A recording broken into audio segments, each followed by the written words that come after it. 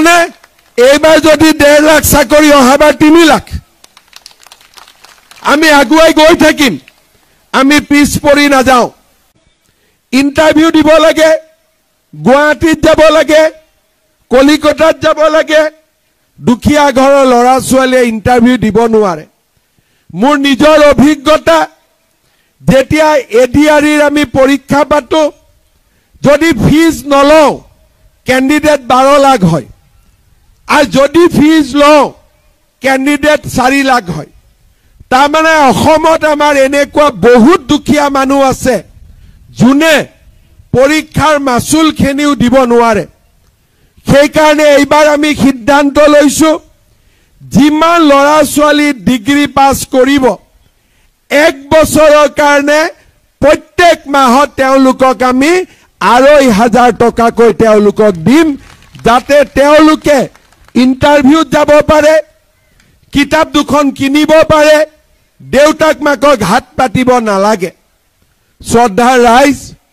আপুনি যদি এজন দেউতাক মই দেউতাক আমাৰ ইয়াতো দেউতাক আছে চিন্তা কৰক আপোনাৰ কষ্ট আমি কিমান কমাই দিলো আপোনাৰ পৰিবাৰে 1250 ৰেশনত চাউল দালি নিমখ চেনি গ্যাস ইলেক্ট্ৰিচিটিৰ দাম 1 টকা কমিলে আৰু 1 টকা কমিব আপোনাৰ ছোৱালীজনী লৰাটোৰ সাইকেলখনো চৰকাৰে কিনি দিলে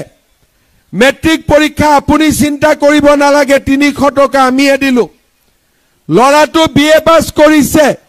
ইন্টাৰভিউ মাৰিব যাব লাগে আপুনি পইচা দিব নালাগে আমিয়ে দিলো ঘৰত বেমাৰ হল 5 লাখ টকা লৈকে চিকিৎসা আমিয়ে দিলো আৰু জিও টেকিং হল পকা ঘৰ এটা আমিয়ে দিলো আৰু কৃষক সন্মান নিধিটো টকা আমিয়ে দিলো লুঙি ধুতিতকৈ ভাল নে বেয়া একদম নিজৰ মনৰ পৰা কব লুঙি ধুতিতকৈ ভাল নে বেয়া শ্ৰদ্ধাৰ ৰাইজ ইয়াৰ লগতে আৰু আমি কি পাইছো বিজেপি চৰকাৰ আহিলে শান্তি পালো সন্ত্ৰাসবাদ নোহোৱা হল চাকৰি বিনামূলীয়া হল অসমৰ বিহু বিশ্ব দৰবাৰলৈ গল অসমীয়া ভাষা ধ্ৰুপদী ভাষা হল চৰাইদেউ মৈদাম বিশ্ব ঐতিহ্য ক্ষেত্ৰ হল লাচিত বৰফুকন সৌৰ্য বীৰ্য জগত বিয়পি গল আৰু প্ৰথমবাৰৰ বাবে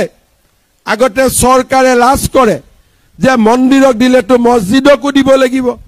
নামঘৰক দিলেতো মছজিদকো দিব লাগিব মোৰ ভয় লাজ একো নাই 25,000 নামঘৰক যোৱা মাহত 3 লাখকৈ টকা দিছো প্ৰথমবাৰ আমাৰ মন্দিৰ আমাৰ নামঘৰ চাৰিওফালে আজি কৰবাত নহয় কৰবাত হলেও টিংপাত কেখন বদলিছে চুন তেল পৰিছে আমাৰ স্কুল বিলাক কোনোবা এমপিয়ে 5 লাখ 2 লাখ ইয়াতে এটা ঘৰ বনাই তাতে এটা ঘৰ বনাই ডন বস্কোখন দেখিলে আমাৰ স্কুলখন দেখিলে বেয়া লাগি যায় এতিয়া আমি কৈছো সকলো হাই স্কুলতে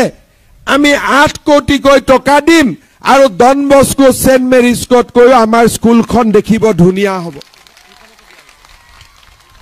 এই স্কুলৰ নিৰ্মাণ কাৰ্য চলি আছে আৰু সকলোতে দিম এখন দুখন নহয় কংগ্ৰেছৰ দিনত অংগনবাদী কেন্দ্ৰ পাৰ এটাও সোমাব নোৱাৰে বাচ্চা সোমোৱা বাদ দিয়ক এতিয়া আমাৰ আদৰ্শ অংগনবাদী কেন্দ্ৰ এই পৰিবেশ ৰাস্তা ঘাটৰ পৰিৱৰ্তন লৈ গৈছো শ্ৰদ্ধাৰ ৰাইজ আজি মই মুখ্যমন্ত্ৰী প্ৰথমবাৰ হলো আগত মই মুখ্যমন্ত্ৰী হোৱা নাই অৰুণোদয় বিনামূলীয়া চাকৰি ৰাস্তা ঘাট পলাশবাৰী আৰু শুৱালকুছিৰ মাজতো ব্ৰহ্মপুত্ৰ দলং হ'ব কোনবাই চিন্তা কৰিছিল নেকি ওচৰতে আইআইএম আহিব কোনেও চিন্তাও কৰা নাছিল শ্ৰদ্ধাৰ ৰাইজ প্ৰথম 5 বছৰ নাটকৰ আগত নৃত্য নাটিকা ওলাই নহয় এইবাৰ নৃত্য নাটিকাহে অহাবাৰ আৰু ডাঙৰ নাটক হ'ব তাৰ মানে এইবাৰ যদি 1.5 লাখ চাকৰি অহাবাৰ 3 লাখ আমি আগুৱাই গৈ থাকিম আমি পিছ পৰি নাযাওঁ শ্ৰদ্ধাৰ ৰাইজ আপোনালোকে মাত্ৰ বিজেপি দলক নৰেন্দ্ৰ মোদী ডাঙৰীয়াক সমৰ্থন কৰক আমি অসমখনক ভাৰতৰ ভিতৰতে এখন সৰ্বশ্ৰেষ্ঠ ৰাজ্যলৈ আমি ৰূপান্তৰ কৰিম শ্ৰদ্ধাৰ ৰাইজ এই কেইটা দিন আমাৰ কাৰণে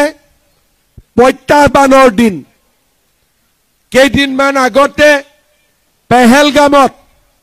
27 গৰাকী নিৰীহ মানুহক পাকিস্তানী সন্ত্ৰাসবাদী আহি হত্যা কৰিলে মোৰ বিশ্বাস নৰেন্দ্ৰ মোদী ডাঙৰীয়া আমাৰ সেনা বাহিনীয়ে যতে এইবিলাক লুকাই আছে যদি পাতালতো লুকাই আছে উলিয়াই আনিব আৰু শাস্তিও দিব আমি সকলোৱে প্ৰাৰ্থনা কৰিম যাতে মোদী ডাঙৰীয়াক ভগৱানে দীৰ্ঘ আয়ুস দিয়ে সেনা বাহিনীৰ জোৱানসকলক বিজয়ৰ তিলক পিন্ধি ভাৰতলৈ উভতি আহিবলৈ সাহস আৰু শক্তি দিয়ে শ্ৰদ্ধাৰ ৰাইজ পাকিস্তানীবোৰ বাহিৰত থাকে কিন্তু আমাৰ দেশৰ ভিতৰতো কিছুমান পাকিস্তানী আছে সোশ্যাল মিডিয়াত ফেসবুকত পাকিস্তান জিন্দাবাদ দিয়ে থাকে আমি এইবিলাকৰ বিৰুদ্ধেও কঠোৰ হ'ব লাগিব সেই কাৰণে মই যিসকল ঘৰৰ ভিতৰত পাকিস্তানী আছে মই তেওঁলোকক কৈছো সাৱধান থাক সবৰে ঠেং ভাঙি আছো সবৰে ঠেং ভাঙিম ইয়াক আমি পাকিস্তানী কৰিবৰ কাৰণে অসম এৰি নিদিও কংগ্ৰেছৰ এমপিটো 15 দিন গৈ পাকিস্তানতে থাকি আহে আৰু ফেসবুকত পাকিস্তান জিন্দাবাদ মই তেওঁলোকক কৈছো কোনো আৰামত থাকিব নোৱাৰে সবৰে ঠেং ভাঙা যাব অসমত পাকিস্তানী জিন্দাবাদ দি ইয়াত নহব আগতে বেলেগ অসম আছিল এতিয়া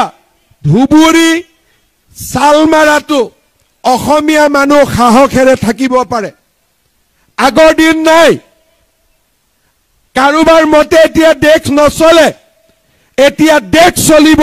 আমাৰ অসমীয়া আৰু ভাৰতীয় মানুহৰ মতে বেলেগৰ মতে দেশ নচলে শ্ৰদ্ধাৰ ৰাইজ আপোনালোকে আশীৰ্বাদ কৰিব